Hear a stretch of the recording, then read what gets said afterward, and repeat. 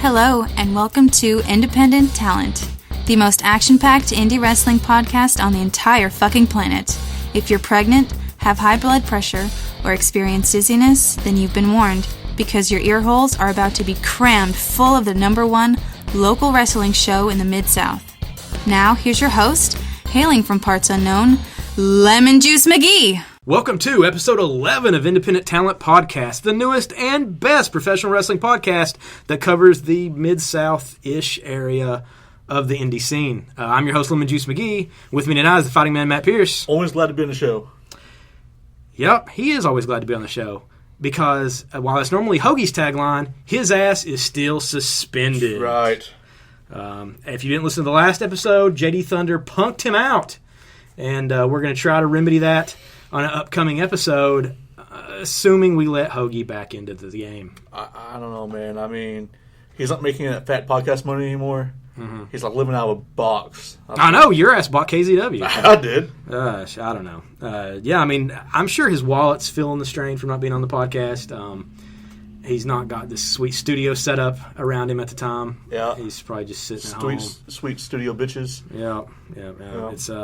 It's really embarrassing the amount of wealth that he's missing out on by not being on these last two shows. It really is. And he's missing out on some good talk because tonight on this episode we have a very special independent talent interview segment. Absolutely, we do. We've not had a ton of these, but we try to make them good, and I think we got somebody really good lined up. So we're going to get into that now. Shootin the Shit. And we're back with another edition of Shootin the Shit. Tonight, we have a wrestler with us who is highly decorated right now. Yeah, he is. I'm going to list this stuff off. He's the heavyweight champion of PTW, High Rollers, and UWA. He is also one half of the tag team title holders for SICW, KDW, and UCW.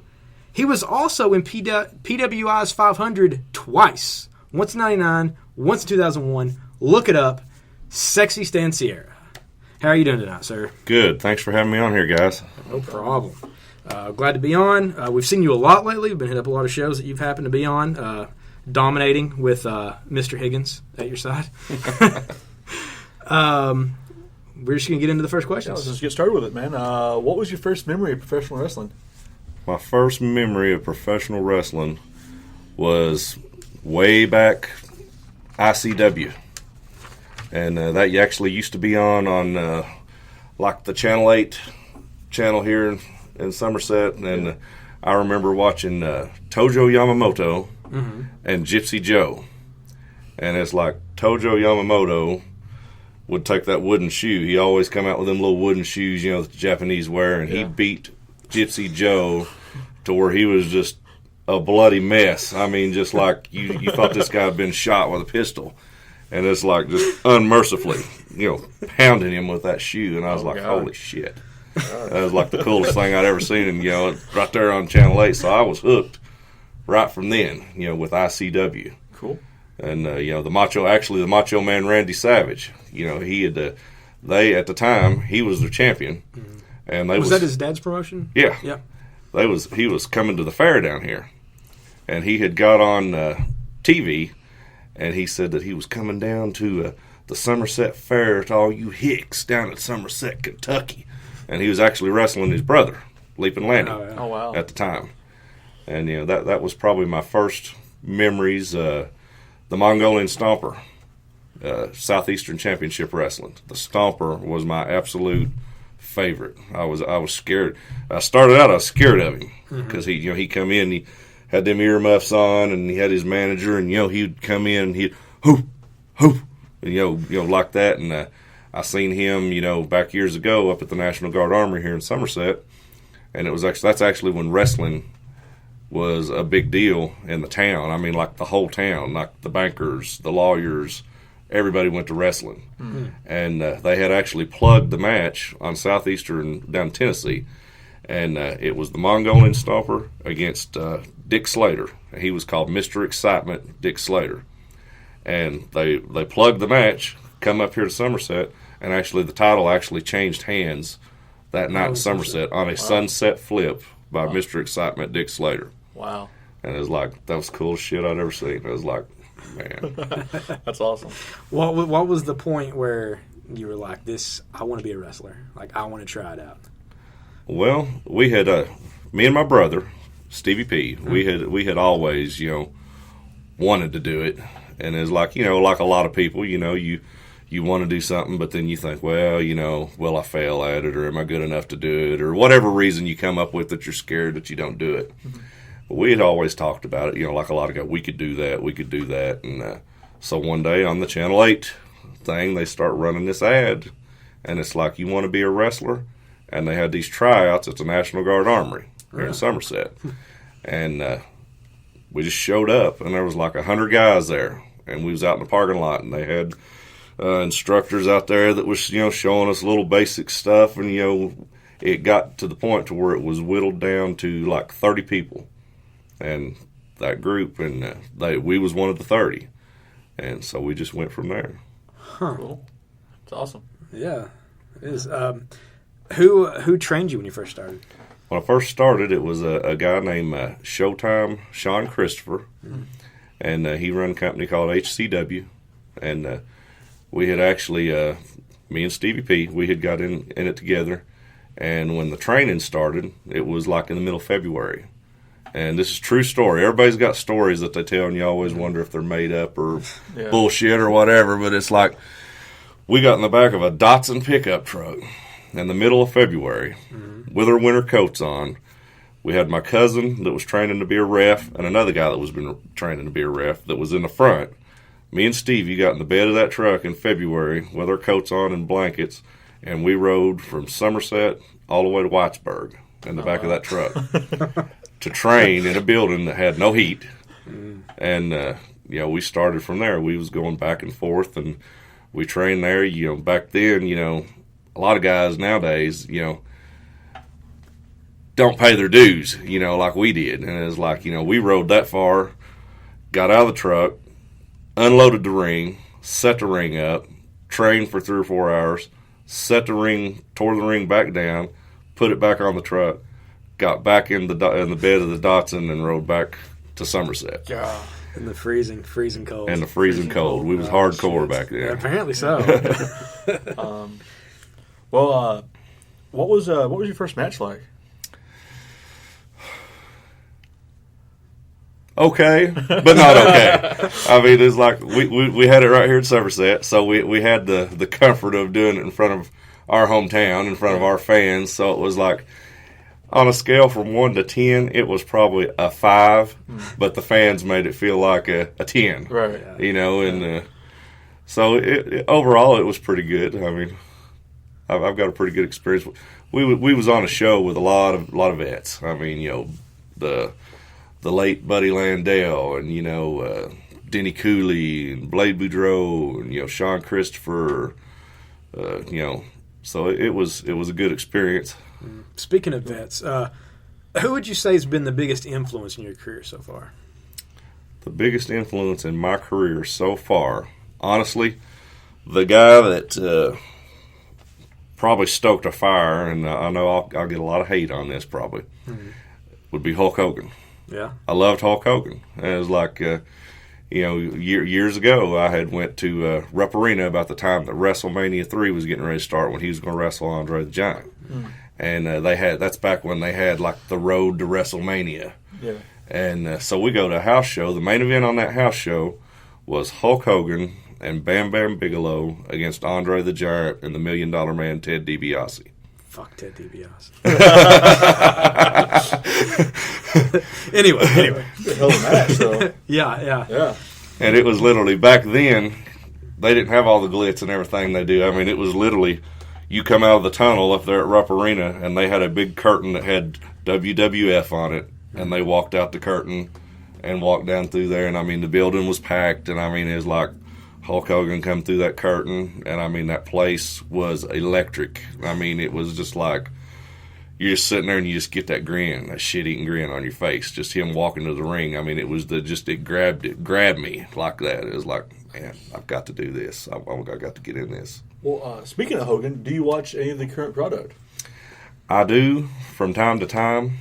It's hit and miss with me. You know, I'm old school. I like the older guys. I like, you know, I'm into it a little bit more now since Sting's back. You know, the Undertaker's back, and not that I don't like, you know, like Neville. You know, man, that dude's off the hook. I mean, if you can't watch Neville and get excited watching wrestling, I mean, he's something else.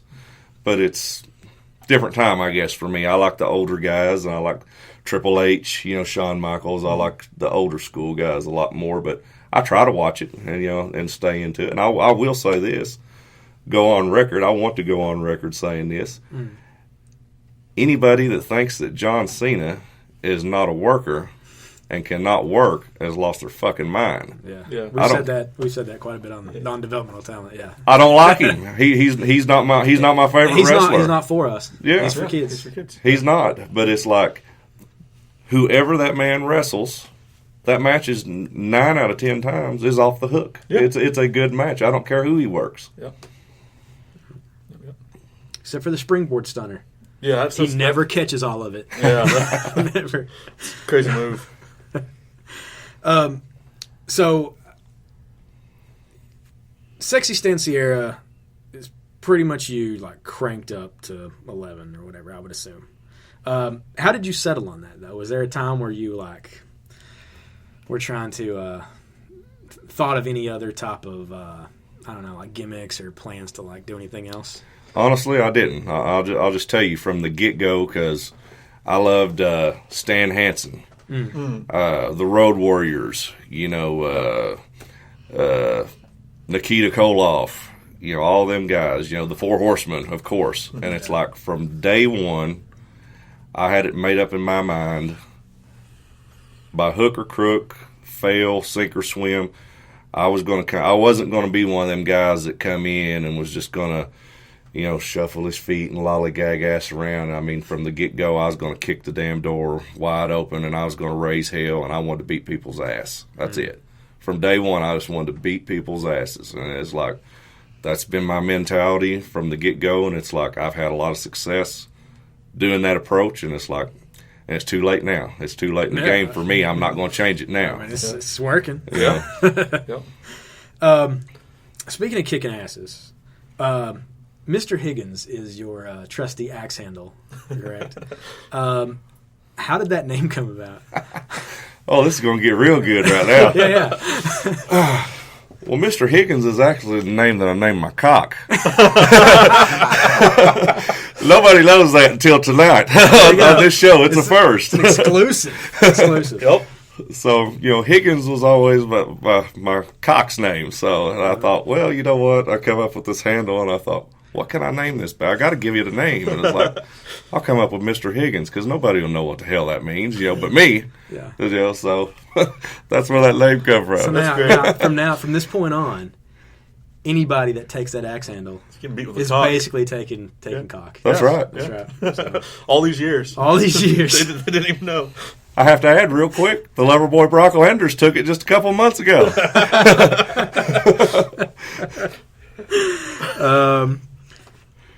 Have you suffered many wrestling-related injuries? I have. I've when we probably about, I don't know, 3-4 months into it to this very day, I got a DDT onto my left shoulder, and it dislocated my shoulder, and this sucker has never been right to this very day. You know, 12, 13, whatever it is, years later, that it still is like one side of my body, you know, slumps down to this way. It's never healed back from that. I've numerous knee injuries. You know, of course, you always get sprained ankles, cuts, busted open, you know, the hard way. You know, we've been, when I first come into wrestling, you know, we come into hardcore championship wrestling, and hardcore was our deal. It was like at the height of, you know, ECW and all that, and every match we wrestled was road sign, hanging above a ring, death match, you know, the death matches with the barbed wire baseball bats and all this. And you know, I had a stop sign put on my face, and this dude ran across the ring, jumped up, and it actually slid down a little bit from where he was running on the ring, and when he stomped it, it cut the bridge of my nose open, blacked both of my eyes. Oh, Shit. damn. Oh man. The here's one. You might have to think about for a second. What would be your most embarrassing moment in front of a crowd? My most embarrassing moment in front of a crowd. That would have to be to come out and get no reaction. Yeah. Yeah. There's nothing that embarrasses me any more than that. I mean, I've had people do little things to me in the ring, and I can get over that. I mean, you know, that's all fun and games. But to come out in front of a crowd and you walk out and do something and get no reaction, there's nothing that has humiliated me and made me feel as low as what that does. Wow. Yeah. Well, the opposite of that question, what's been the highlight of your career so far? Oh, man, the highlight of my career, I have wrestled so many great guys. I mean, I've wrestled Hall of Famers. I've wrestled, probably the best. The highlight is getting to actually go down to Knoxville, Tennessee, and beating Bunkhouse Buck in his hometown for the Tennessee Mountain Wrestling Heavyweight title. That was a big deal because Jimmy Golden, is who Bunkhouse Buck is, and it's like that is a big deal. Jimmy's a big deal down there. He's been wrestling down there, from 60s, 70s, however long he's been. It's like he's a household name, and to go in his backyard and beat him, and actually in the legendary building down there, and it's like to do that is a big deal. That's right up there at the top. So you wouldn't say it was a Loverboy Brock Landers match? As your highlight? Well, let me put wrestling Loverboy Brock. See, there's a lot of people that's got stuff confused about me and Brock. See, Brock has a feud with me. I don't have a feud with Brock because there is no feud because it's one-sided. And here I'm going to tell the quick story. Is that all right to do that? Yeah. All right, here's the quick story about Brock Landers. Brock Landers is like disgruntled. He's like that disgruntled post office employee, that hates life and that's how he is about Stan Sierra. He's always mad. Anytime, just like he was with you guys, anytime he talks about me or my name is mentioned, he's mad. And what that is the result from is a long, long list of ass whippings at different times of his career, starting back to when he was a referee. Because he come in as a referee at HCW, and I whipped his ass. So then you fast forward on down. He comes in. He's a wrestler now, and doing his thing. He's actually the HCW heavyweight champion. I had been down to Kingsport, Tennessee. Well, I come back the first night, and the lover boy is out there with one of his many wives that he's got, and I go out. They're taking pictures. He's signing autographs, and I kick his ass again. And then I wrestled him at the end of the night, and I kicked his ass again. And not only did I kick his ass, but then I grabbed his old lady, and I kicked her ass. So then fast forward all the way down to last month at Primetime Wrestling, he finally decides, we're going to lock horns again. And once again, I kicked his ass. And it's like, so there really is no feud on my half, on my part. It's just all on Brock's part because he's kind of still trying to climb that mountain and reach that pinnacle, to whatever, get the bragging rights on me or whatever. Yeah. For you, he's just another victim that is just in your wake. Yeah, he's just another, what we call a JOB. I mean, that's what Brock Landers is to me. One day maybe he'll make it. Yeah, Loverboy Brock Landers. He's maybe maybe got it in him. Yeah. Maybe one day when they wheel me out into a wheelchair and have to get me out and actually help me into the ring, he might be able to sneak the 1, 2, 3. Because I'm gonna be fair. I'm gonna be really fair to Brock because Brock's a good guy at the end of the day, and it's like I think he's got narcolepsy. Is that it? Narcolepsy? Narcolepsy. Yeah, I think he's got narcolepsy because, see, watch my video, and then he posted his rebuttal video on there, and him and his tag team partner, they fall asleep during the video. Well, I think he's, in all fairness, he's narcoleptic because every time I wrestle him, he falls asleep long enough for me to get to 1, 2, 3 on him. So I think it's a medical condition, really, because he's a good athlete, and I think there's some underlining factor there that maybe something they didn't catch his physical when they lost him. They just didn't catch it. All that hair is so heavy, he just falls asleep. Possibility too. Your current primetime wrestling champion caught their show a few weeks ago in Nicholsville. Great show. We talked about it here on the Independent Talent. How would you compare that promotion to some of the other promotions you work for?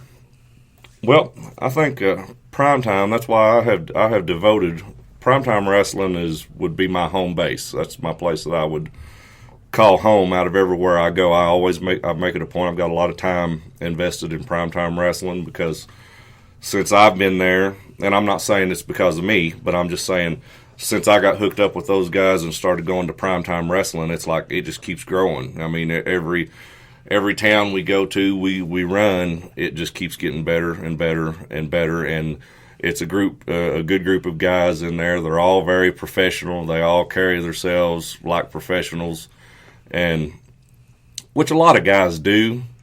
But, you guys have been around. I mean, some shows do it a little bit better than other shows, And I'm not saying the other guys do it or doing anything wrong. Now, everybody's got to grow and, figure out what they're doing. But primetime wrestling has, from top to bottom, has a good bunch of talented guys. And up around Central Lexington, that's probably the best group of guys around there. And, if you're a wrestler, you want to be where the best talent's at. And to me, I think it's primetime wrestling. Speaking of talent, if you could book a match between you and any current wrestler anywhere in the world, who would you go up against? I would probably want to go up against The Undertaker.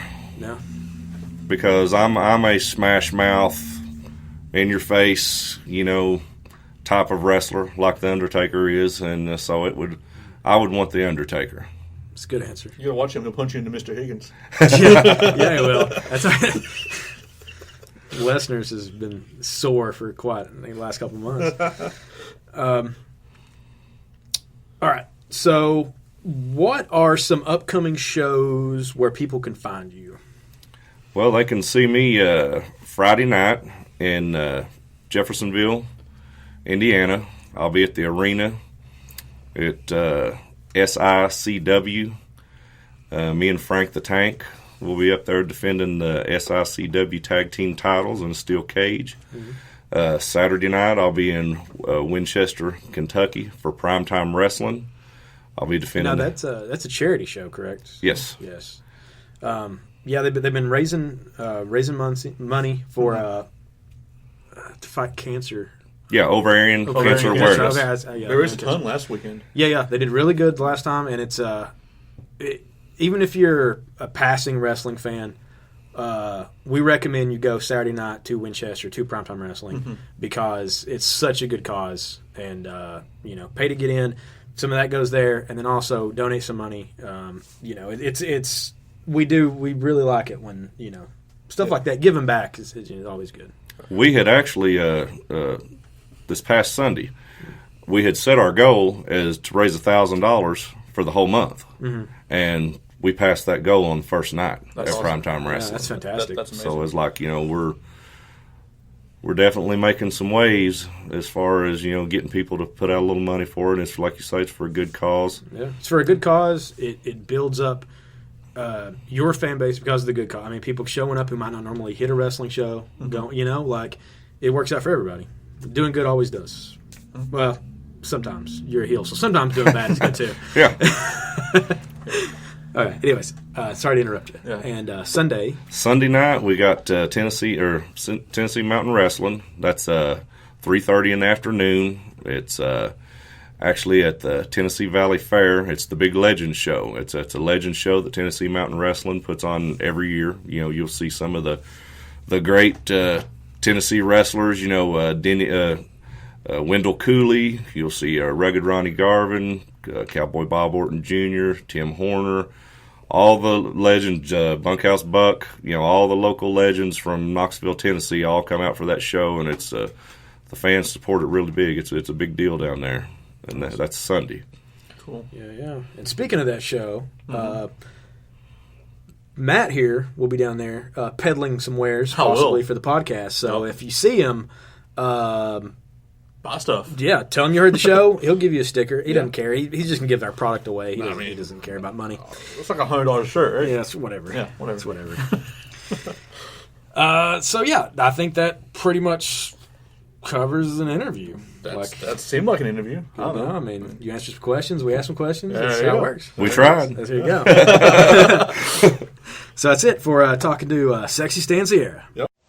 I just want to thank each and every one of y'all for all you've done to your bodies. It's still real to me, damn it! It's still real to me, damn it. Because sometimes, well, wrestling is real. Yeah, it is. Wrestling is real. And it's not going to get much realer than this. As Sexy Stan Sierra is here, and he has a few choice words that he's got for some people. He's been telling us that I wouldn't want to repeat myself. Floor's all yours. All right, so we're going to start off right off the bat. Legendary Larry D. This past Sunday night in Georgetown, Kentucky, having one of the best matches that I had ever had against the Iron Demon Shane Mercer, the recently crowned IWA heavyweight champion. And you know, Larry, I knowed you was jealous of me because, you see, I beat your ass not one time, but 2 times, but 3 times in the same weekend. And it all culminated with me beating your ass right in front of your hometown fans in Georgetown, Kentucky. So I know that's a hard pill for you to swallow, but I thought that we had moved past all that shit. I thought we had took a step forward in our relationship. We got the King's Hustles Court together. We've been dominating the last 2.5 years at Primetime Wrestling. Anywhere we went, we've been dominating, leaving a trail of bodies. But you know what? Jealousy is an ugly thing. It eats at you. It sits there and grinds on your soul. And obviously, there's some shit between me and you that's not been settled yet, because you took it upon yourself when I had my back turned to crack me in the head with my brand new PTW heavyweight title. So let me tell you something, boy, and I mean boy. I don't care that you can bench press 500 pounds. That don't mean shit to me, because I'll take my right hand and I'll tell you what, I'll fire that big melon of yours up so fast you won't know which way to turn. And at the end of the day, what it's going to result in is a 1-2-3 on legendary Larry D. Because you see, Georgetown might be your hometown, but Central Lexington, that's my area now. I run that place now. And you're going to find out you should have left a sleeping dog's lie, legendary Larry D. Because now you have opened up a can of worms that you're going to be sorry that you ever did it. Let's move on to somebody else. We got to go on to the lover boy, Brock Landers. Let me tell you something about Brock Landers. Brock Landers is a wart on the ass of Kentucky wrestling. Brock Landers has infiltrated the wrestling world and passed himself off as a wrestler. He comes out with his beard and he spouts off about Stan Sierra being old all the time. Let me tell you something. Brock Landers, and this is an admission from his own wife. He grows his hair so long to cover up the fact that he's got a golf ball sized balding spot in the back of his head. And he talks about somebody being old. And he talks about Stan Sierra. Well, guess what? The old guy, not less than a month ago, pinned his ass 1-2-3 right in the middle of the ring in Lawrenceburg, Kentucky at Primetime Wrestling. And he took Mr. Higgins on top of that. What a hell of a man. Because we found out earlier who Mr. Higgins was. So not only did he get beat, he took Mr. Higgins. And what's going to happen this Sunday is me and Brock Landers are going to face off again. And not only are we going to face off, it's going to be big this time because we're going to be in front of the legends. We're going to be in front of the guys that defined Tennessee wrestling in Knoxville. They're all going to be watching. And guess what's going to happen again? I'm going to get in that ring in front of all those fans in Knoxville, Tennessee, and I'm going to pin Brock Landers' ass 1, 2, 3 once again, and he can go out and sell his little T-shirts, life is work. Hell, maybe he can give one of them to Ronnie Garvin or Jimmy Golden, because you see Bunkhouse Buck, I beat him so many times down there that anytime he knows Stan Sierra is coming to Knoxville, Tennessee, he goes up on the highest mountain in Rocky Top and locks himself in a cabin, and most of the time he don't even come out until I leave town. So maybe Brock Landers can give Jimmy Golden a Life is Work shirt to give him enough guts to show up to the Tennessee Valley Fair Sunday to actually be on the Legends show, because I want Jimmy to be there to watch me do to Brock what I done to him. And so at the end of the day on Sunday, it's going to be a good day for me, Sexy Stan Sierra, because I'm going to get the 1, 2, 3 on Brock Landers. And I tell you this, if there's any way possible, he's going to take Higgins again. And there's the roll-up. And that about wraps things up for episode 11 of Independent Talent Podcast. Thanks to our special guest, Sexy Stan Sierra, for pretty much filling in all the time on this thing. It really made our job a lot easier. Yep. We don't have to talk about anything at all. True. Especially since Hoagie dropped the ball on us and suspended. So. Yeah. We might need to fine him.